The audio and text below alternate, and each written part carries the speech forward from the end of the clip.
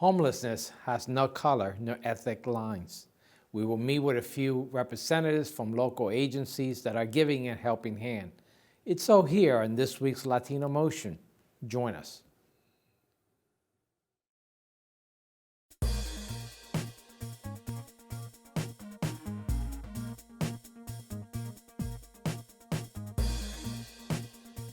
Choose quality, value, distinction. Choose Stockton. Latino Motion with Bert Lopez is presented by Latino Motion Public Affairs Media, a New Jersey nonprofit corporation, and Stockton University. This edition of Latino Motion with Bert Lopez is brought to you by the HD Studios at the campus of Stockton University. Funding for Latino Motion is provided by Atlanticare, healthcare you can believe in. Atlantic City Electric, energy for a changing world. And South Jersey Gas. Welcome to Latino Motion, a weekly interview show highlighting issues impacting New Jersey's Latino community while advancing understanding of Latino cultural heritage and contributions to our society. And here is your host, Bert Lopez. Buenos dias, and thank you for joining us today on Latino Motion. Cumberland County has a proactive assistance program to help families and individuals at risk of homelessness. And representing the county today is Diane Strasek. Diane, welcome to Latino Motion. Now, I know you're the director, and it's called the Cumberland County Division of Homelessness. Tell me a little bit about it. I know you're all spread out here, so I know you got a lot of information to share with us. Tell me a little bit about that department and the problem that we do have in Cumberland County in terms of homelessness. Yes, well, we have a large population of homeless in Cumberland County. And every year we go out and we do what is called the point-in-time survey. And everyone in the United States, all the counties and states do that count once a year to get a count of how many homeless there are in your area. And we did it this year in the first week in February. It's usually in the wintertime. And we found a large amount of homeless in our county. Now, I know that homelessness has no color lines and certainly no ethnic lines. However, it seems that for the Latino community, African American community seems to be a larger portion of that homeless issue. Is that correct? Yes, yes. And particularly the numbers that you had shared with me was that of the homeless population, you have 26.9 that are Latino and 49.8 African American. So it's a large percentage of the people of color and Latinos who are impacted by homelessness.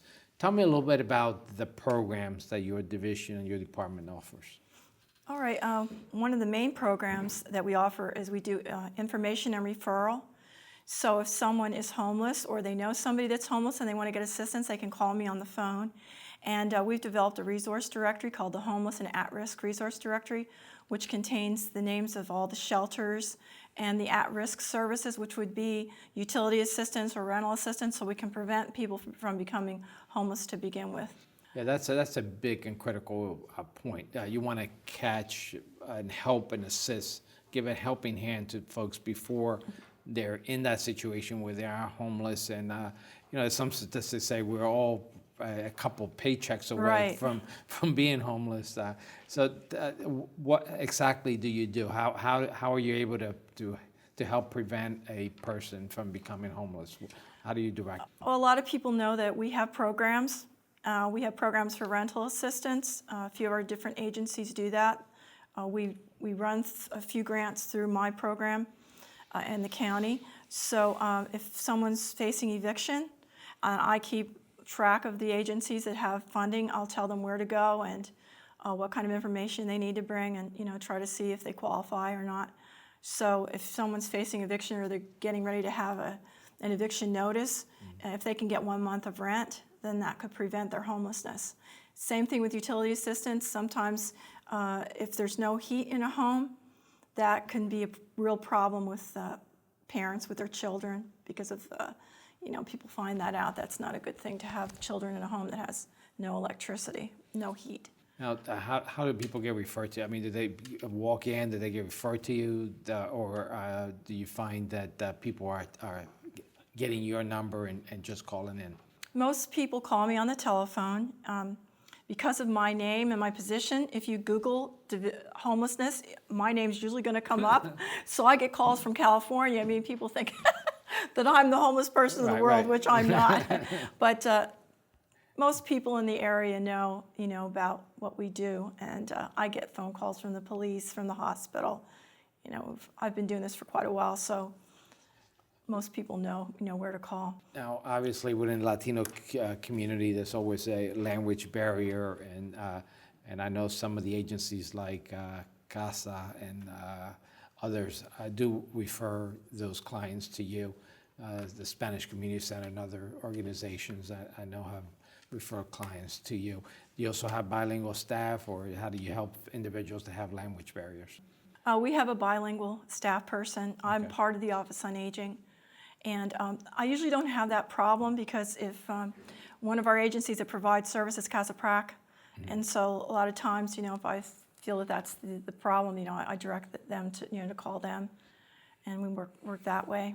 Now, we mentioned the fact that there's a bigger impact in terms of the percentage of Latinos and African Americans that do face homelessness, but there's also an issue with veterans, and that's been an ongoing issue. Do you have a special program for veterans as well?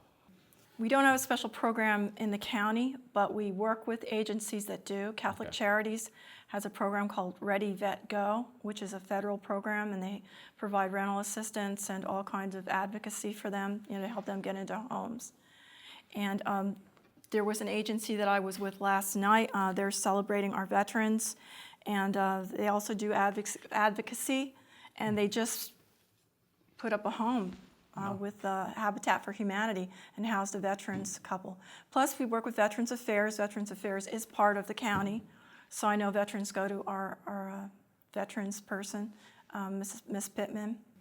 So if someone wants to contact you, what would be the best way? Best way to contact me to call me, 856-453-2171. Okay. Tell me a little bit. I know that you work with a number of agencies, and you mentioned a couple of them. What are some of the other agencies that you also interact with? All right. We work very closely with the Cumberland Family Shelter. Tammy's going to be talking. Yeah, we're going to have Tammy in a Right. few. So when someone calls me on the phone, two of the agencies I work with most closely, it would be the Cumberland Family Shelter and then the Board of Social Services. Because we're trying to find what would be the best fit for them, or what agency that they need to go to first to see if they're eligible for shelter placement. And then I deal with Catholic Charities, Casa Prac for rental assistance. I work with Gateway Community Action Partnership. We have a hotel-motel program with them, and that's for shelter placements for unusual situations for people that don't really fit into a shelter environment. And I'm part of what they call the Continuum of Care, and that is a network of agencies that's over the whole county. And recently we joined with the 3 other counties, Camden, Cape May, and Gloucester County, and we formed what is called the Southern New Jersey Continuum of Care. And this year I'm the chairperson for that. We're taking turns each year. It'll be, a person from one of the different counties. And what we do is regional planning to try to provide more affordable and permanent housing for the homeless. And that's really the key. Well, Tammy, thank you. I'm sorry, Diane. Tammy's coming next. Thank you for sharing this information with us. It's very, very important and timely information. We're going to take a quick break, and we're going to be back with more Latino Motion.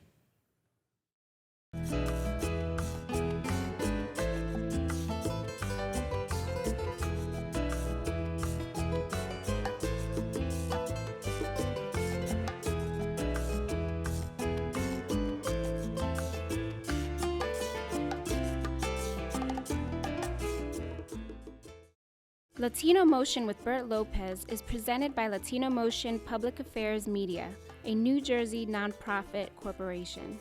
Join us online at www.latinomotion.tv. Find us on YouTube, Facebook, and Twitter. We encourage your comments and contributions for show topics. Welcome back to Latino Motion. One of the agencies that is in the forefront of offering a helping hand when it comes to offering shelter in Cumberland County. It's the Cumberland County Family Shelter, and joining me is Tammy Morris. She is the Executive Director. Tammy, welcome to Latino Motion. Thank you for having me. So tell me a little bit about what the shelter is. I know that the many individuals, when you think about shelter, that's the last place you want to end up in. But tell me a little bit about why this is a good thing for families that are facing homelessness. Well, we provide a safe environment. What we do is anyone who calls us that says they're homeless and in need of placement, we have a series of questions that we ask everyone. And after that information is gathered, we do a background check. We are not permitted to accept any Megan's Law offenders or someone that has a violent criminal background. So after the background checks are completed, we will then, accept or refer someone that's denied to another facility. Tell me a little bit about how people end up that they need a shelter, particularly families. And I know that they're through the economic crisis, many people have faced eviction and ended up in a situation where they haven't had relatives to help them and needed a place to stay. And it's very difficult to find a shelter that offers a shelter for a family. And this is what you offer? Yes, our agency actually provides placements for single men, single women, and intact families. So we're able to house up to 112 people. And for this year alone, we've had 395 unduplicated cases so far. Wow. Okay. And out of that, we have 104 that were children.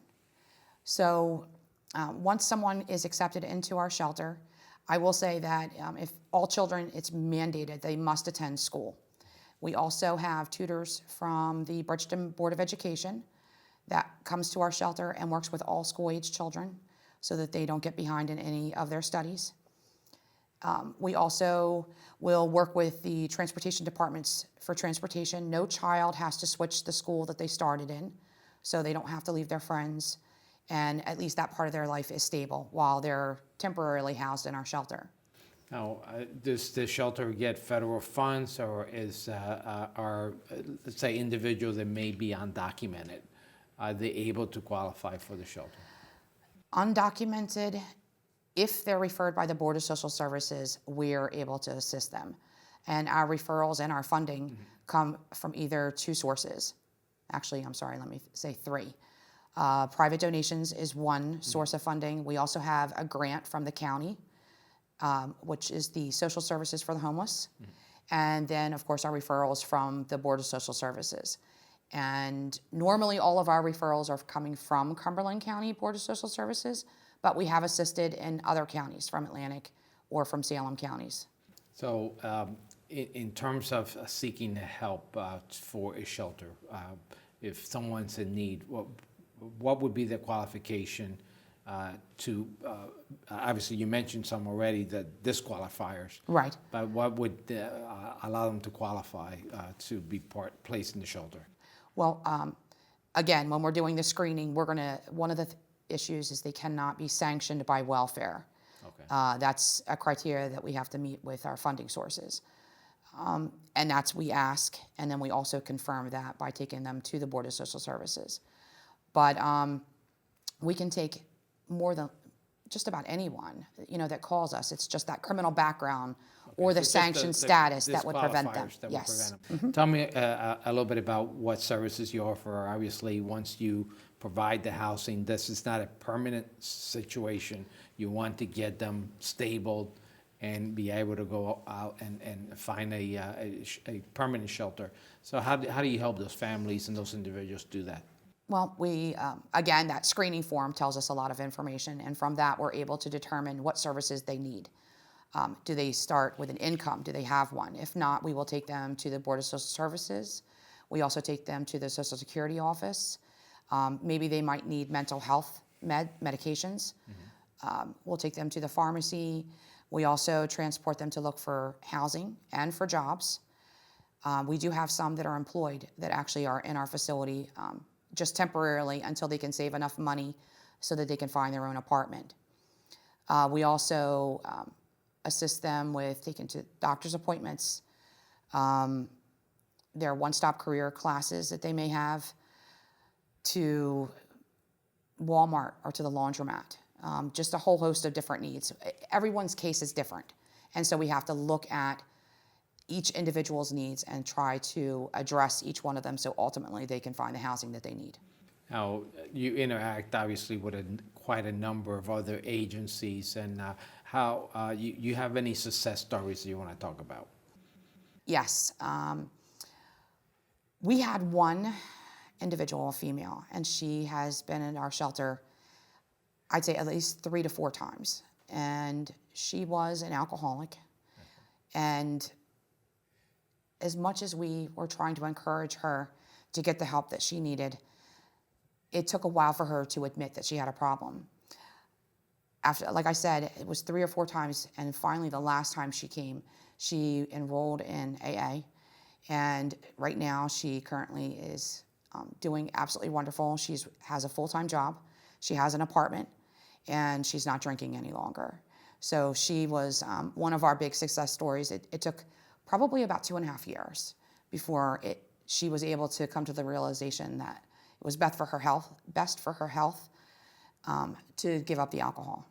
And that's another issue that we have is substance abuse, right, and with mental health. And obviously we want to get them the help that they need so that they can better their lives. Well, can you give us the number if someone wants to get in touch with your organization? What would be the phone number? Our shelter is staffed 24 hours a day, 7 days a week. They can call 856-825-3144. And do you have to be a resident of Cumberland County to get assistance? Cumberland County, if you're not being referred by the Board of Social Services. All right, well, really useful information, and the great job that you do really helps families and individuals to a better future. And some of these are just temporary, and they really need the helping hand, and your organization's doing that. So thank you so much for sharing this information. We're going to take a quick break. We'll go back with our next guest right here on Latino Motion. Latino Motion with Bert Lopez is presented by Latino Motion Public Affairs Media, a New Jersey nonprofit corporation. Join us online at www.latinomotion.tv. Find us on YouTube, Facebook, and Twitter. We encourage your comments and contributions for show topics. Welcome back to Latino Motion. Covenant House of New Jersey is an organization that is helping many at-risk youth to find their path to a brighter future. Joining me is the director of the Atlantic City facility, Brian Nelson. Brian, welcome to Latino Motion. Thank you. Thank you for having me. Covenant House, I know it's a name that many people are familiar with, and I know that there's a Covenant House in Atlantic City. But tell me the scope of the organization. It's just a regional organization, or what kind of organization is it? Well, Covenant House is international. We're in 22 cities across the United States, and we're also in Latin America. I had the opportunity to visit our Mexico program 2 years ago, and I was just blown away about the services that we're providing there. So tell me a little bit about what the goal is of the organization and how you help the youth. Well, Covenant House, we work with homeless teenagers who are between the ages of 18 to 21. There are a lot of services for minors. There are a lot of services for adults. But when you look at the 18 to 21 range, there's not a lot of services there, and that's where Covenant House comes in. And we want to rescue these kids from the street, and we want to provide them with shelter and point them in the right direction. Now, you indicated the age range that the kids need to be for the program. Mm-hmm. These kids get referred to you. Do they walk in? How, and what are the criteria to allow them to get into the program? Absolutely. We have a street outreach program that goes out different counties every day, and we're in search of young people who might not know of Covenant House but needs our services. And what we're trying to do is build a relationship so that they can get off the streets and come and be sheltered at our crisis center in Atlantic City. We also take referrals from other agencies, word of mouth. Young people talk amongst themselves about Covenant House if they find someone who's in need. We get calls from the high school, the guidance counselors, who might identify someone who looks a little disheveled, maybe sleeping in class, wearing the same clothes, day after day. We'll get a call from there as well.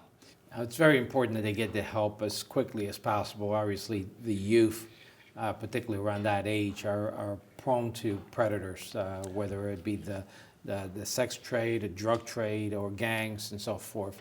So it's very important that they get that help early on. Is that correct? It's absolutely critical. You named it. You know, there's drugs, drug dealers, there's pimps, there's prostitutes, and they're all looking to engage in our young people because of their age, and they know that they're vulnerable. So the drug dealers will say, hey, young person, we love you. All you have to do is sell this package. The pimps and prostitutes will also say, we love you. We can make you money and provide you housing. All you have to do is sell your body. The gang members, they say the same thing. We love you. We'll take you in. We know your parents don't, but we do. All you have to do is wear our colors. And when you're young and impressionable and you're desperate, sometimes you go that route. And we want to rescue those kids as well. You mentioned the phrase, we love you, because it is the attention, it is the affection that a lot of these kids are missing. You feel that they get that at Covenant House? Oh, they definitely get that at Covenant House. A lot of them have not gotten that before Covenant House. The family dynamic has broken down, and you know, there's drugs in the home. Our kids are reporting that they're doing drugs with their parents. Going to school is not a priority. You can sit up and play Xbox or PlayStation till 5 in the morning as long as you're helping to supply the household with drugs. So it's not the same that it used to be when I was growing up. And our kids realize that there's something wrong with that picture. And they will go to a family member's house and sleep on their couch, but they can't stay there. They'll go to another friend's house. They can't stay there because they're not on the lease. And that's when they hit the streets, and that's when they're up against the drug dealers, the pimps, and the prostitutes. And our street outreach program is out there to engage them. Tell me a little bit about the programmatic aspect of this in terms, once the kids are in the house, the Covenant House, in the shelter, how do you guide them? What kind of programs do you offer? Well, that's where the love comes in. We want to prove to them that they can trust us because so many people have failed them. So the things that we say that we offer food, shelter, clothing, and we must deliver. So if lunch is going to be served at 12 o'clock, it must be 12 o'clock. It can't be 12:15 because we need to prove to these young people that we care about them. Once that trust is established, we work with them to identify and build upon a case plan. So it's go back to high school, it's prepare for college if that's your next step. It's to get a job for the first time, to raise your hand and say that you have an addiction and you're willing to kick it. We're going to walk every step with them until they overcome those challenges.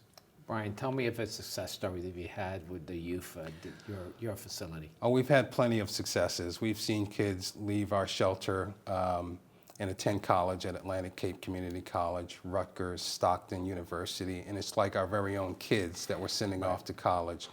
One particular young man, a few years ago, he came to Atlantic City from New York via Greyhound with his mother. They had no place to go when they arrived. When he woke up, his mother was gone. And the ambassadors in Atlantic City brought him to Covenant House, and he was just distraught. And I think it was 4 days later he found out that his mom couldn't afford to take care of him, so she left. And you know, he had to go to counseling for that, and he was willing to go. And once he was stable enough, he got his job for the very first time. He completed all of our programs at the Crisis Center, and he graduated into our permanent housing program. There, he learned all of the independent living skills that he needed to live on his own. He learned how to cook, how to shop, how to pay rent, save money, etc. And he decided that he was done being in a program. So he left our Rites of Passage program, and all the money that he paid to us in rent, as we do with any other kid, we give it back to them. We wrote him a check for $17,000. Wow. And no young person in our program to date has ever saved that much money. And we have an aftercare team that helps kids find their own apartments. So we went to go visit him, and his doorman greeted us, and he showed us his swimming pool and the apartment. It was just great. So you look at from where he came, his state of mind when he came to us. He was broken, he was defeated, and when he left and showed us his apartment, he was whole again. So that's one of the many success stories that I could tell you. We see 250 kids a year in our shelter, so I have 249 more stories to tell you. That is outstanding, and obviously a lot of these kids need guidance and direction, and you provide that in a spiritual as well as a common sense way. Absolutely. We have a great team. Our staff, they do great with our kids.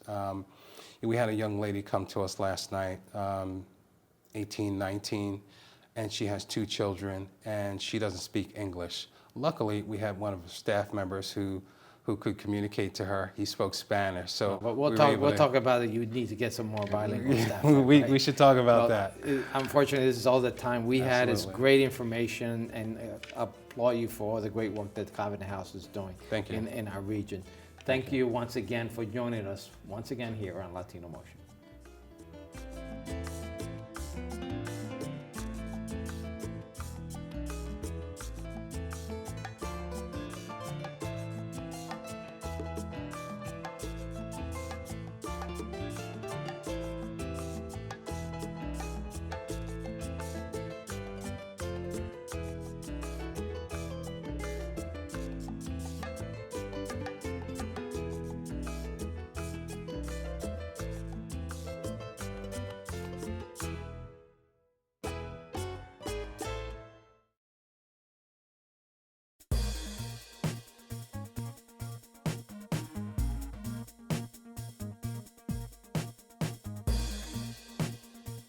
Choose quality, value, distinction. Choose Stockton.